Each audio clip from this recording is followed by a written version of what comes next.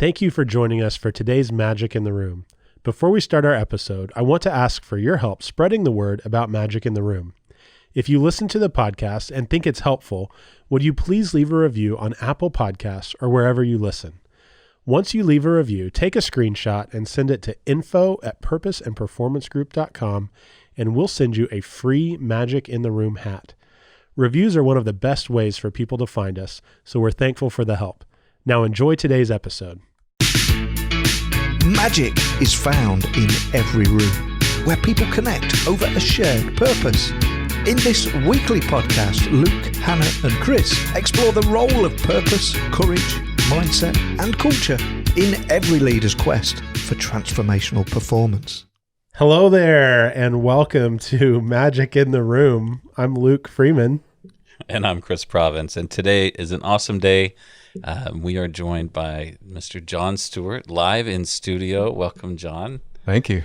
Awesome. Thank you. It's so awesome to have you here. And John was with us during season 2, but quick background, John is a Renaissance man, is the best way I can describe it. But I think he would say his day job is an architect and designer. Outside of that, there's no rules, right? I mean, pretty much, probably 5 or 6 businesses and runs races and cares for people and stewards souls and just too many stories to get into. But today, John, I love having you here in studio. I love we're getting to spend a couple days together. But today we're going to talk about sensory-informed design, if that's cool with you. Absolutely. I know it's something that you're passionate about. So let's kind of jump into it. And can you just give me an overview of when you think about the discipline of sensory-informed design, how do you describe it? What is it? It's really what goes on in our brain when we're in an environment. I mean, that's about as simple as it gets. And then it gets into a lot more in depth. And what we've been able to learn over the past 10 or so years where technology has really helped us look inside our brains and see what's going on, see how we make memories and how we experience and process experiences. So that's pretty much in a real short summary of sensory-informed design. Yeah, so basically it's these impressions. So as we experience the thing, it leaves some type of impression on us, and it's whatever is associated with that event or experience that makes that impression. Is that if I translate it? That's a good way to say it. Yeah, okay. Yeah. Well, like when you think about it as a discipline, and you might go into it, like how many people are really studying this? And I mean, from the architecture and design side, I know it's a bit nascent, but I know you get together with some folks out in California or wherever you guys go, right? Yeah. And there's about 100 of you all, but what is that group? Who is it made of? What do you guys talk about? Let me inside. Yeah. Tell me what you guys talk about there. It's cool to be able, as an architect, to be able to hang out with people that are experts in their disciplines. And for neuroscientists, it's kind of like architects. We tend to focus on a certain building type. Well, neuroscientists may focus on sight or hearing or smells, or how does a certain taste, how do we classify a taste, and what happens in our brain, and what happens with when those things go a little bit wrong. Brains constantly filter stuff. Right now, if the listener is sitting there right now, and if you kind of turn the switch on, you can all of a sudden hear other things that are going on that your brain is filtering. You can see other things that your brain is filtering. You can smell things. Our brains just are constant filters. Otherwise, we would be overwhelmed. And so being able to walk alongside neuroscientists that have some interest in, hey, you know what, as architects and as designers and builders, we create environments. Shouldn't we understand what goes on in a person if we're creating an environment for them to experience? We should really, what are those spaces? Why does a space feel like, wow, this, you go into a cathedral, why does a cathedral give you that feeling that when you go in? Why is a great restaurant, what makes a great restaurant great? What are those things that makes a great beer a great beer? Does it taste the same in an aluminum can or in a heavy glass that's cold, and why? So it's really kind of exploring why does that? Why does that experience make us feel good? And there's so many things now people are doing in research. Most of it's on the medical side, so healing environments, but we are able to take those and apply them to any environment that we build, and also another environment that we don't build, which is, a natural environment, or we can create that, outdoor environments. So it's this group of those that are interested. There actually is an organization called the Academy for Neuroscience and Architecture, and it's made up of scientists and architects that have come together and said this is important. And so we are able to trade what we're doing, and it's all for us. They call it the practice of architecture, and but when in neuroscience, it is continually, the technology is continually evolving. We learn something new every day. So it's almost in its infancy, and it's really cool to be able to be plugged in with that, that group of folks from around the world that are really digging in and trying to make the human experience even better, whether it be healing. And there's so much of a difference from somebody who has, let's say, Alzheimer's, for instance, versus a stroke victim. How do you design space for them and healing space for them, and or living out the rest of your life space for them. So really, really lots of applications, and it's cool to live and be able to see the world a little bit differently because of the science and technology that's there. Yeah.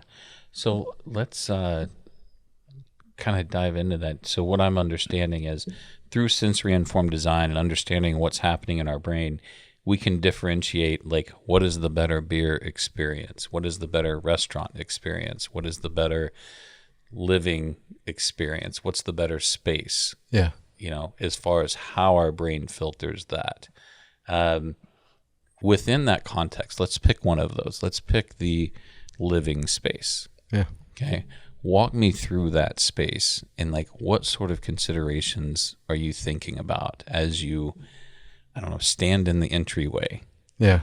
Kind of walk me through, and when you see that room, what are you looking to design or influence? Yeah.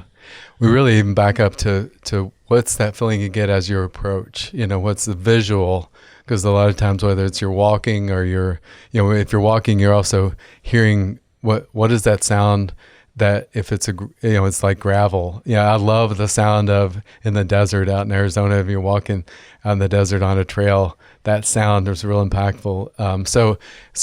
If you think about, we're primarily visual beings, but our strongest memory sense is smell. So a smell, if you smell something, it can trigger memory. It's a lot easier than your other senses. We're primarily visual because we've kind of moved into that. That's the way we perceive a lot. If you don't have vision, it's pretty amazing what the brain can do there. But so in a living environment, that approach is important as we do that. What's that? People, they say, when you look at someone's face and you start dissecting their face, what makes people more beautiful is symmetry. A lot of us have, crooked smiles, and, our eyes a little out of whack, our ears are different. And the same thing in a building. A lot of times people, if you look at the ancient Romans and Greeks, a lot of their buildings had a lot of symmetry in them, meaning, the door was in the center, you had windows on either side. And so we tend to want to go that we put patterns together. So that doesn't mean, though, that you need to design the living space as symmetrical, because we don't live that way. So we might think beauty is that, but we actually don't walk in a straight line and then come to a corner unless you're on a steady block. But if you're in nature and you want to go from there to there, and there's a tree in the way, you just walk around it, so. And then I call something the threshold experience. It's what that experience we're going to get as we walk in that door. Number one, there's a little bit of mystery if we haven't been there before, or if you have a dog, there's still a little bit of mystery too when you kind of open that door. Is the dog going to be right there? Is it going to be a mess? Those kind of things. So, or kids, children, yeah. But there's that whole experience of opening a door, and there's a car company out there that has engineers that actually design the sound and the tension of the click of the door handle. Why is that important? Well, when we open that, we get a little boost of dopamine, and anybody that's into drugs knows that cocaine has some of the same stuff in that. So it's something that our body really, it's a pleasure center. Mm-hmm. So we get a little bit of pleasure. If that experience is pleasurable, we get a little bit of pleasure. We get a little bit of dopamine. We want to buy that car. We want to own that car. Same thing with a living environment. We do, design and build hotels. So that's one of the things too, that whole experience. What's that? What's the first thing you smell when you open the door? So important, because that can be a real memory maker. Mm-hmm. Is that smell. And in a hotel, is it a cleaning solution? Does it smell musty? I think I can do, we all, if we stayed in hotels and motels, we can all describe the different smells as we've opened the door of a room. And so that's those first things. And then what do you hear? Mm-hmm. So if you walked in, so if your door opened really easily, but it was a good click, you knew it opened, that sound I knew that it like unlatched. I get pleasure from that. Open the door, nice scent. I smell that. Then I hear some spa music playing, and I get that feeling of bliss, instant. Well, all of those are all just that, your senses are taking in all that. Your brain's processing that. And sometimes it can be overwhelming, like walking into a scary room, mm-hmm. That sense of fear that you get. And that's another drug that your body naturally mm-hmm. produces. But kind of starts with that threshold experience. Mm-hmm. And it can be really one of those things that really, so what we do when we design spaces like that, we want to get that that experience into a long-term memory, the one that you'll tell a story about. So your brain processes it, and 2 minutes later you can still tell a story about it. But when you left and you haven't been there and you've been to 6 different hotels, can you still tell that story about what it was like to open that door? And in a hotel room, we want to do that. We want that experience. You go tell stories about, oh my gosh, you wouldn't believe the smell. It was like Cinnabon, and Cinnabon has I don't know if it's a patented smell or what, but they have that smell that nobody else can make. Mm-hmm. So that threshold experience is that kind of first piece of that. Sure. And there's so much to think, like right in there. And, what's the carpet feel like under my feet? Right. After I do get settled, or like, is the TV on? Like, were they expecting me? Just little, I think you really start to bake in some level of intentionality. Like, what is the intention of the operator, like, to leave a brand mark on the person experiencing the product, right? Oh yeah. Yeah. There's actually some songs that were designed, I would call it music, designed by a computer. So what they did was hooked a bunch of people up to an EEG cap, which is just looks at your brain.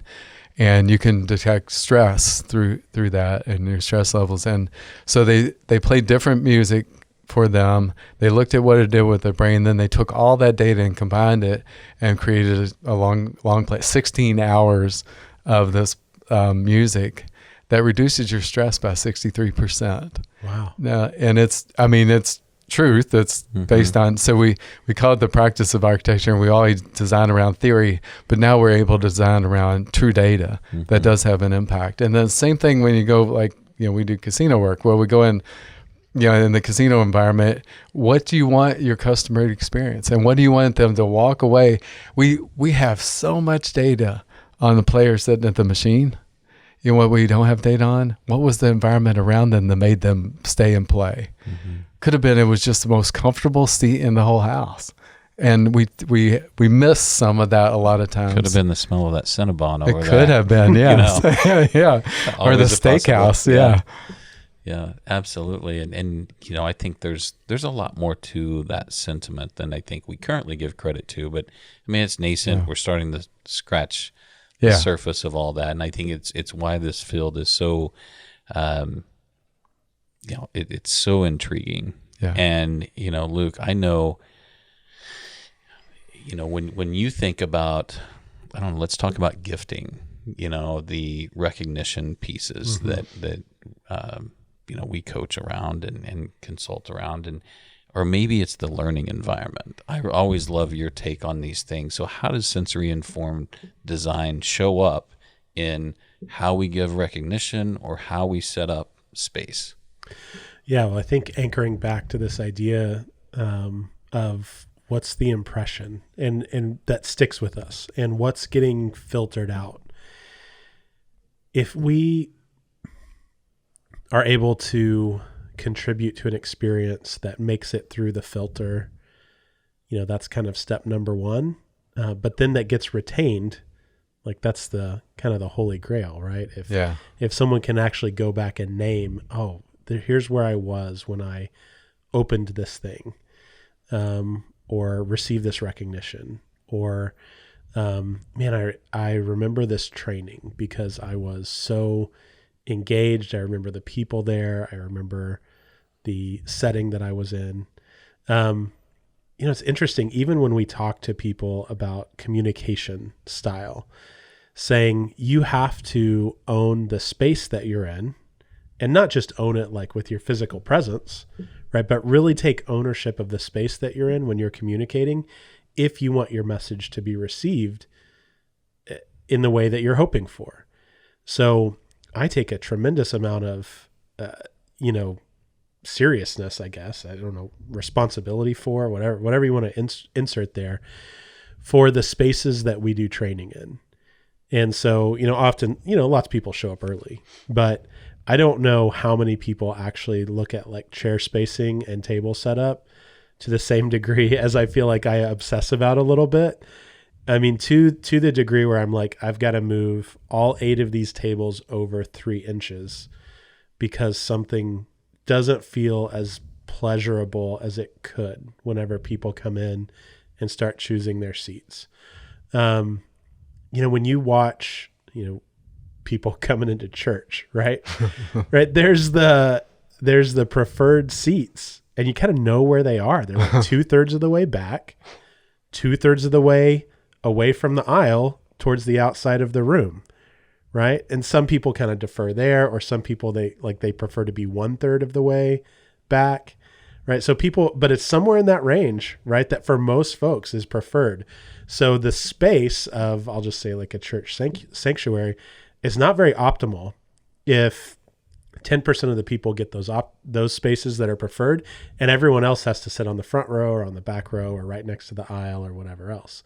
And so how do I, as someone who wants people to really listen to my message as we're talking about leadership or talking about team development or talking about emotional intelligence, how do I create a space where someone is going to be really excited about where they are all day and the community that's around them? It's typically not a, classroom setup. It's typically not a, auditorium setup, right? The more we can get to like a U or a circle or something like that, the better. And then something simple like, where's the light source? And I don't want to stand in front of a window that's backlit because it's going to be uncomfortable for people to look at me. Right. I'm probably going to position myself where I'm looking at the harshest light source so that everyone else that's looking at me has the most comfortable kind of visual experience. And that's not distracting for them. When I used to teach in the outdoors, I teach outdoor education and stuff, adventure education stuff.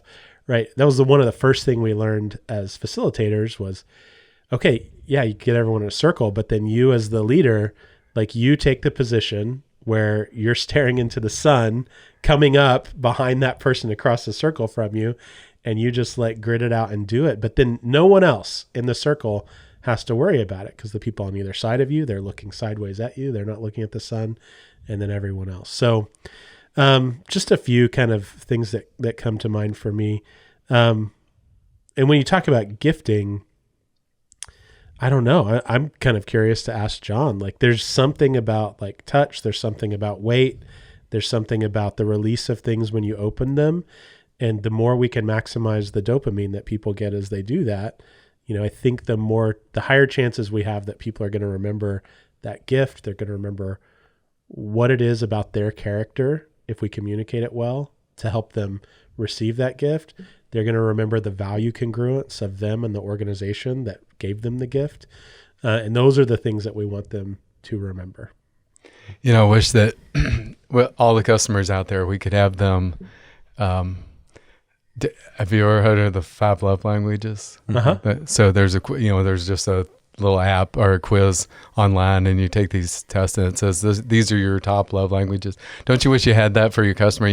That person not really going to appreciate a gift, but they would really appreciate a note saying how great of a person they are. Yeah. And that's the difficulty, I think, in those in gifting.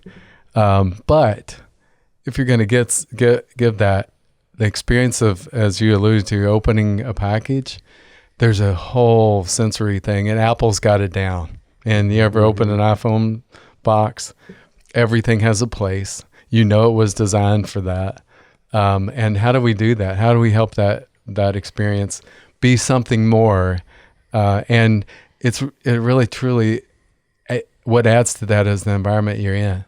If you go buy an iPhone, do you run out to your car and open it then? Do you open it in the store and let them play? I don't want you to be the first one to touch it. I want to, it's how do we possess that stuff? So the environment that you're in when you open those things is really important, or when you're gifted something is really important. Think about, all you have to do is think, when was the last time I received a gift that I remember, and where was it? Anytime we have a memory, try this out. Anytime we have a memory of an event or something, we always will remember the place. Try to think of something else something you had happen, or something you remember without remembering the place. That's how important what we do as architects, as designers, as those that are in all these different businesses is. It's really important, the environment that we create. Well, and I'll tell you, where we're passionate and why we all talk from a work standpoint is the physical plant is supportive of some experience that we want the customer to have. And the team should be developed and aware of what that experience is. And that team should have similar experiences to what the customer has. Absolutely. Because that's what the brand believes. Don't ignore your back of house. Right. But how many places do we go and it's like, man, the customers get this just ridiculously fancy experience, right?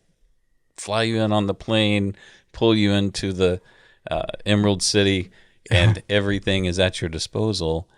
And when employees or team members walk over the back threshold, they're fighting for refrigerator space to stick their lunch somewhere. Yep. That's the truth of the matter. So a lot of when we get involved in these scenarios, it's let's talk about the space where you assemble with your customers, and then let's talk about the space where we assemble our team members. Yeah.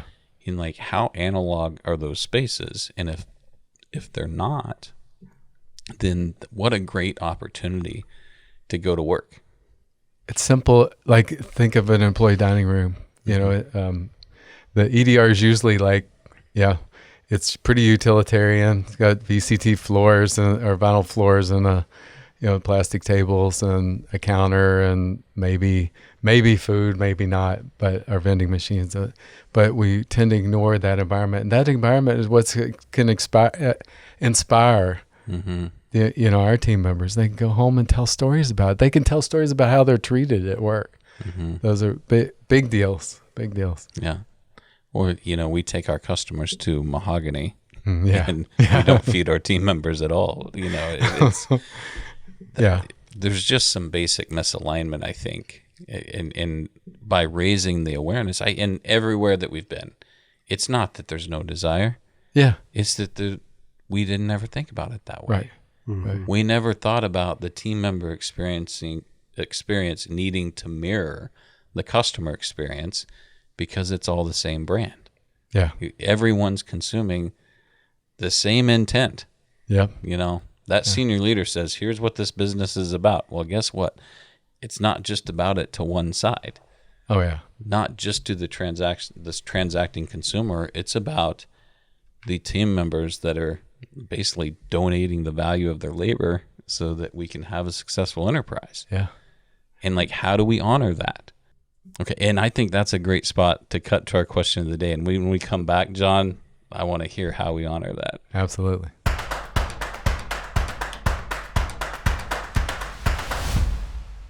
All right. So let's get into our question of the day. And, this section is really, we talk about current events. Maybe sometimes we talk about resources that we should all be tapping into, and sometimes we just have a little bit of fun. And today, I wanted to have a little bit of fun. And John, while you're here, tap into your thoughts on some matters. But the question of today is, what is something that you own that is so perfectly designed you can't live without it? Yeah, and it's definitely not my iPhone.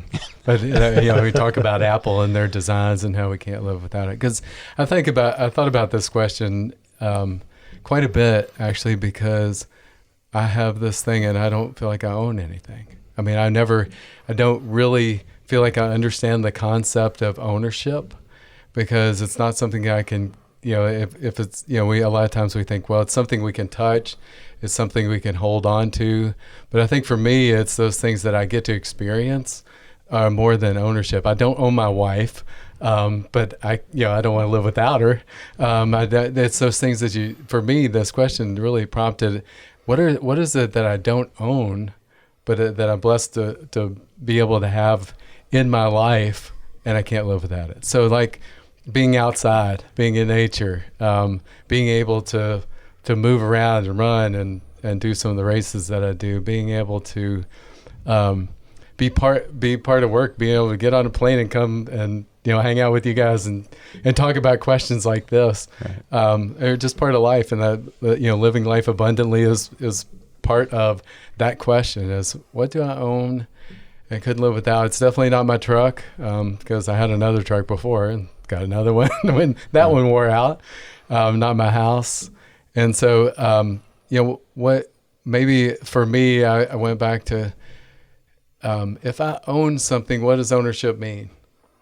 Because all that can be taken away. In business, we know for sure that people say, well, yes, I'm an owner of a business, but I also know that tomorrow the business could be gone. And so, what do you work for? And so for me, it's really that I get to have and be part of a business that can do then more. They can do something else for others. And that's what y'all have heard of like Tom's shoes. Well, if you took away the piece where they're giving away shoes, then Tom's shoes probably wouldn't exist as that brand. Right. And that's what I feel like with the company is, what do I own? Well, in title, on a piece of paper, I own Encompass. Or Chris and I own another business together, but more importantly for me is what we're able to do for others with what I quote own. So, I mean, that's really kind of where that sits with me. It's not a piece of ownership, it's, or I don't feel like I possess those things, because if you possess them, they don't go away. Probably my soul. I guess I own my soul, right? And I couldn't give that up. Right. There's a song about that too. Oh, I like that a lot, and that's all very thought provoking. I know before we went on the air, John, you mentioned, let's see, let's start the day and take inventory of all the things that I need. What do I need today? Nothing. So what can I figure out? How can I add value to other people? Yeah. And just so your answer kind of falls in line with exactly the person I know you are. And just so much gratitude in your story, and appreciate that answer. Luke? Okay, well. Different angle, I'm guessing. Yeah. And I mean, since I can't be the philosophical one now, since John just kind of blew all of our minds and blew us out of the water, I'll go the opposite. I believe that there are two chapters of everyone's life. There's the chapter where you make fun of people wearing bike shorts. And then there's the chapter where you never want to ride a bike without bike shorts. And you're firmly in one of the two camps. Like everyone knows if they're in chapter one or if they're in chapter 2. The people in chapter 1, they might not ever make it to chapter 2, but for those that do, they never go back. And so there is something about that first time of putting on bike shorts and you're like, well, I've kind of become a cyclist. I'm riding quite a bit. Everyone says I need some bike shorts, and you're kind of embarrassed. You're like, oh, it's like I'm in front of people in my underwear. But then you go on a ride and you're like, I'm faster. I'm more comfortable. This is amazing. Like, why would I ever go back? It completely is solving a problem, right? So, so that's my answer. What's something I wouldn't want to live without would be bike shorts.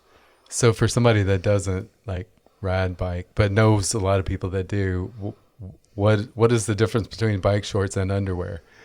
Yeah, so there's a chamois that's sewn in, which is like a layer of padding. And then all of the seams are also not in places that rub as you're riding. So the seams are moved. There's pretty high tech, padding if you have decent bike shorts. And so like, whereas your butt might be sore after riding 20 miles in just regular shorts and underwear or whatever you happen to be wearing, you might go 50 miles and feel fine and get off and sit down for dinner and like not feel, oh, I'm a little sore, So just completely life-changing. Oh, cool. Yeah.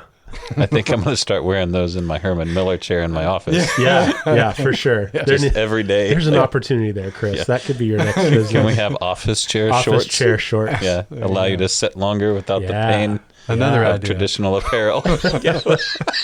Now that everyone's We've virtual, got a warehouse for those. Why wear anything? Yeah. Right? You don't need anything on your bottom half if That's you're right. just on Zooms all day. So maybe that should be the invention, is like the chair designed to sit in naked. Yeah. Yeah, everything's cool as long as you don't stand up. Yeah. Right, yeah, on your Zoom yeah, call. Yeah. Yeah. Well, depending on what work environment you're in. Oh, that's true, Maybe too. it's fine. Yeah, that's true. Good stuff. All right. How about you, Chris? What's your thing? I really, John and I were on a Zoom, and I looked behind him, and I'm like, John, is that a flat top griddle in your kitchen? And he's like, yeah, a commercial one, as a matter of fact. Dude's got like vent hood, flat top griddle, full on. And so now I have mad FOMO. Like, I'm missing out on life because I don't have a flat top griddle. Because, like, who wants to use all those individual pots and pans, right? Yeah. And then, like, hash browns, like, you cannot do those in a skillet. Yeah. Like, you got to have a flat top griddle. So I went out and I'm like, I'm going to find a way to, like, get me a flat top. And lo and behold, the power of social media, the gods of Facebook heard me talking to John about his griddle, and they stuck an ad in front of me. Uh-huh. So now I have a still made cast iron like cover for my range or for my stovetop. And it's a cast iron flat top that sits on top of my gas range. And now I have a beautiful cast iron flat top that, like, I don't want to do life without a flat top griddle anymore. Yeah. It's the same thing. Yeah. I mean, that's exactly, it just has fire under it and it gets hot. Yeah. Yeah. So hash browns for days, hot ham and cheese, scramble the eggs, fry the rice, man. That's like right. Life is good. So I would say it's pretty close to perfectly designed.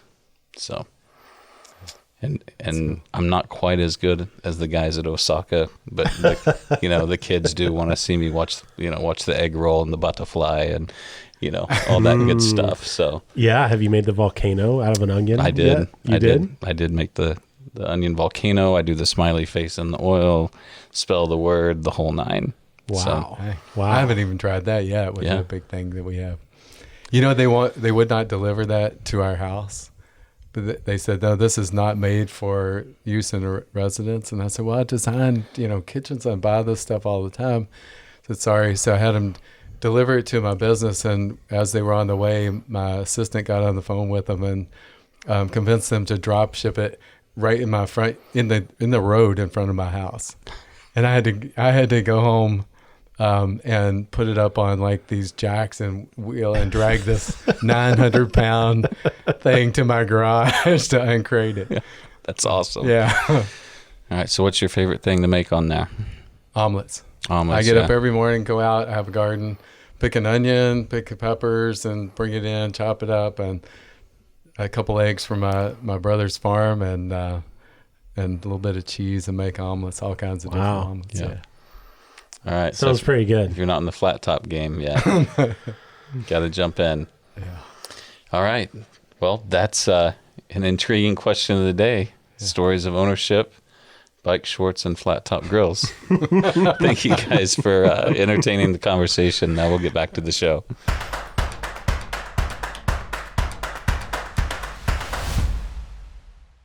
All right, so we're back from question of the day. And before the question, we were talking about this idea of how do we intentionally design our spaces for employees in such a way that it aligns with the values of the organization so they can more effectively model those values to our customers. And John, I know you have some ideas on how we value those things from a design perspective. Yeah, well, I just think about the cook that walks into the kitchen or the dishwasher, and what does the kitchen smell like in the morning?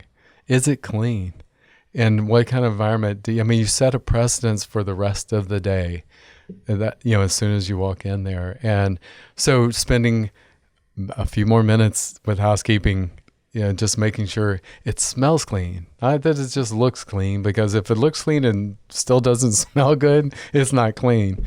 But a lot of those things, I think housekeeping in in a hotel room environment, what are we doing to make sure that they have every, is the cart fully stocked? Is it easy to work with? Is it, all of those things they will go home and say, I can remember my dad telling me he used to work at this bottling plant, and people were so excited when they got to change the color of the bottle cap on the bottle. And he was an attorney at this bottling cap, and he can remember how excited they got. But those little things are really important. And I think a lot of times we tend to not realize that just that little visual, the bottle cap goes on the same way, but just that little visual change does make a difference. So I think that's a great example of how an operating standard communicates the brand and senior leader intent. Not all of us are architects, John, or get to spend, a weekend, a quarter with the G100. But what are some simple things that people like me can do in their everyday life to apply some principles of sensory informed design? Yeah, great question. What are those practical things that we do? I think about we have birthday parties for our kids or some of us grandkids. And what do we do to make that a memorable experience for them? Because isn't that the purpose? Don't we want them to leave and go, I'm telling stories about my 10th birthday for the rest of my life? How do we do that? Number one, there are a lot of ways right now. If you go to the shelf in one of the stores and you look at all the different scents you can plug in, a different scent, and just experiment with those some and find out what your family really enjoys. When they say it smells good in here, you got the right one. But because those senses, those scents, people talk about, baking cookies at Christmas time or something like that. And what do you remember about those things? Well, you can make that experience even that much more special. And maybe it is baking cookies. They say bake some cookies if somebody's coming to look at your house. You're going to sell your house. So that's another way. That's another way that they remember, because they've seen 10 other houses, but this was the one that had that cookie smell. Yeah. And then the other things, like what are the visuals that you have just in your house? What are the colors on your walls? Did you know? There's a book out there called Drunk Tank Pink, and these guys, accidentally painted a drunk tank a pink color and noticed that the first-time inmates were really a lot calmer. So long story short, they did a study and determined that pink is really common, a really calming color, and what it does in our brain, it reduces some of level of some of the drugs in our brains that makes us more aggravated. And so now you'll see a lot of visitors' locker rooms painted pink. But if you want your kids to be a little calmer, maybe you paint some pink walls. There are all kinds of little practical things like that you can do. Really study colors before you paint a room. What is that green color really going to be? And most of the paint companies now have caught on to this and really pulled some of the research in. And so if you go to a paint like Sherwin-Williams or somebody, go to their site, they'll tell you what that color invokes in us as beings. Artwork is another thing. What kind of art's on your wall? Whether it's a kid's painting or not, the colors, do you know that there were studies done and the most humans want to see art, and even if it's abstract or a little, not realistic, was with water, with trees, and with an animal in it, that we gravitate. Wonder why? That's where we, kind of came from, or that's where we are. So, but those kind of scenes make us feel differently. But just, go back to that party. What is the food? Are you serving on some cheap paper plates that if you put a piece of cake on, it's going to fall off? Makes a whole difference. You ever been to a cafeteria where they have those stamped forks and the edges are so sharp they want to cut your hand and they're too small? The weight of a fork makes a difference in your dining experience and in the whole experience. Just the weight of the fork will do that. So there's those little things when you're picking out, selecting, cutlery, for instance. It makes a huge difference. Well, and I think the idea is, what is the experience you want people to have? How do you want people to experience your event, or you as a person if you're facilitating? And think about how you resource that, and does it align with your intention? Absolutely. It's not to say that flimsy plates are bad, right? They have a use. Yeah.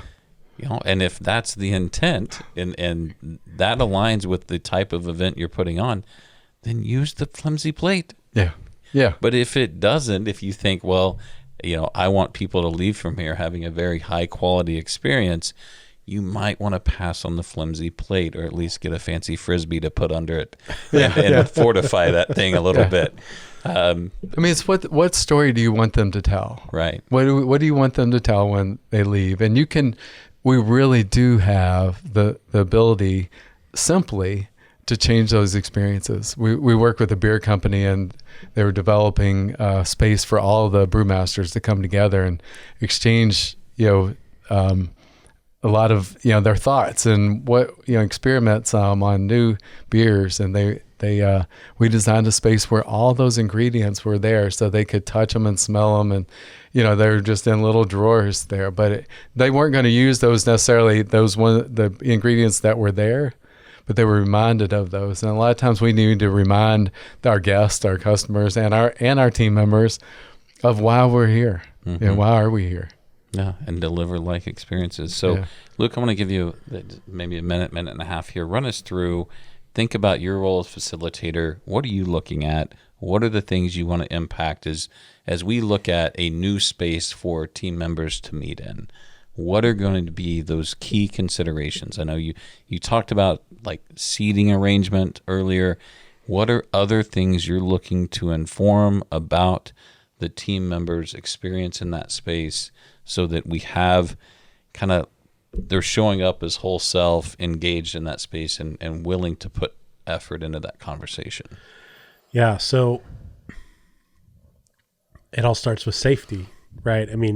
Even hearing about people preferring to have water and trees and an animal in their picture, right? That's communicating there's plenty here. And I think when we can communicate that there's plenty in a meeting space, then people aren't worried about whatever it is that they might be tempted to worry about. So if I have ample outlets, I know that's a silly thing, right? But I have ample outlets. I don't have extension cords stretched across the floor where people are unconsciously, right? No one's coming in and saying, "Ooh, I'm worried about my safety here because I might trip on this." But part of their brain is, right, is saying, "Oh, there are tripping hazards. Look around when you walk. Be careful here." Yeah, be careful here, right? I don't want someone's brain telling them, "Be careful here." I want someone's brain saying, "You are safe here. to think about things differently, to learn. You're safe enough that you can experiment a little bit. I think it's not just the space too, having an agenda. I'm not an agenda-ish type person. Like I don't really need one if I'm showing up somewhere, but a lot of people do, right? They want to know when lunch is and where the restroom is and those things. And so if we always start out with that, we can take a lot of those distractions off the table. Mm-hmm. Well, and I think there's an element of if there's a diffuser, if there's music going, if there's a live plant in the room, like that plant's living here. I can probably live here. Yeah. If there's music happening, somebody took time to do that. There's some stewardship of this space, so I'm stewarded. Yeah. And look, there's water and and some fruit or some snacks, and so I'm definitely like that's now you're just pouring on that idea of stewardship and invitation to the space. So, I think whereas a frugal capitalist may say we don't need those snacks or that fancy live tree, yeah. Then I think if you understand sensory informed design, like if you don't need it, but if you want people to show up full self and feel cared for and like give value to the space, you have to create value within the space. There's a true return on investment. Yeah. In that. Really is. And more, it's getting to a point where now we can prove that, because before it was just theory. Yeah. Hey, our employees are happy. Our team members really enjoy coming to work here. There's a lot of reasons that happens. Mm-hmm. Well, I think it's worth spending a couple minutes on what does this mean for our virtual lived experience, as so many people are meeting virtually. And, just hearing you share earlier, John, I was like, okay, well, I have a plant and I have some blue art. And I have some animal like figurines that are all visible from my camera. So like, check. Okay. I feel pretty good, but am I just making stuff up there, or do we need to curate people's experience of us or their team experience virtually with kind of the same level of intentionality? Yeah, it's hard because that for me, looking at that screen and looking at everybody else, it's a two-dimensional. Really, the only sensory is sound and the visual. Mm-hmm. And so while that's important, and the quality of sound, have you ever heard anybody that's like this? They don't have a very good mic, and don't edit that, Ben. He did that on purpose. Yeah. And those things are really important. So you want to keep your quality level of that up, right? Because we had a guy that worked with us, and he used to tell him he's like a good, healthy guy, strong guy, but he talks so softly. And I said, I think that some people will think that's offensive because you're not making the effort to let them hear. And they always had to lean in. I said, so everything you do on a Zoom call or a Teams meeting, you should do for everybody else. Like the stuff in your background, because you see it that big, and everybody else, if you're talking, sees it bigger. So anything like that you can do to enhance the experience, backgrounds are great. Do you have any memorable backgrounds you ever seen on a Zoom meeting? Anything?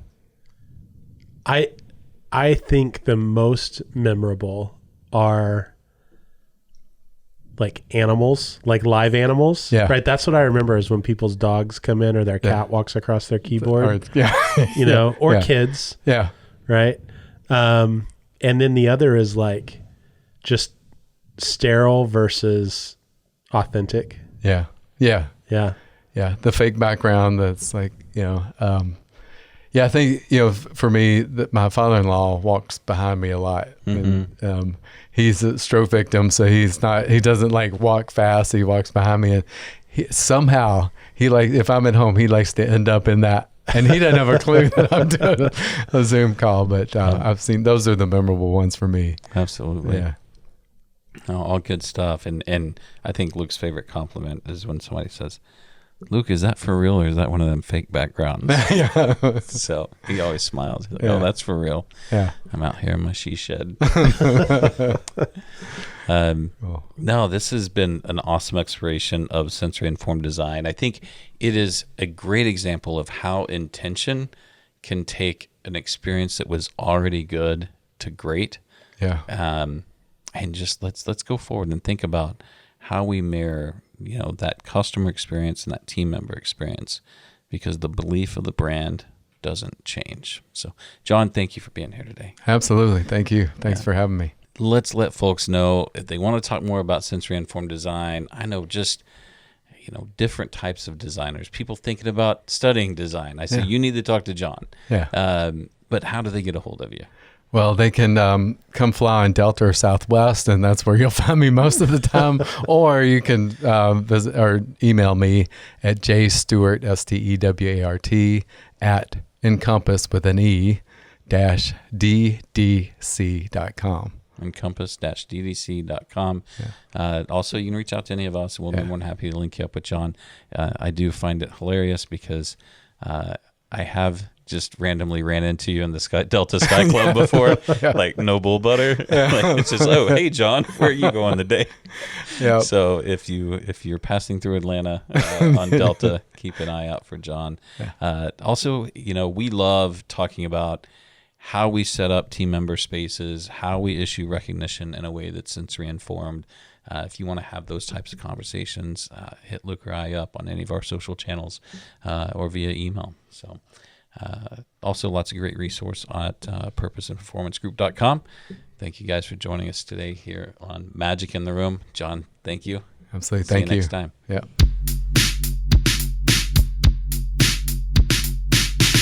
Magic in the Room is hosted by Chris Province, Hannah Bratteroo and Luke Freeman, and produced by Ben West. Theme music is by Evan Grimm. Title track Fake Love available on Apple Music. And this podcast was recorded at Storycatcher Studio with video and audio editing and production support by Brad O'Hara and Alicia Crum, with inspiration, strategy and technical support by yours truly, Neil Hughes. Magic in the Room is a production of Purpose and Performance Group. You can find us at purposeandperformancegroup.com, and remember, previous episodes are available at magicintheroom.com.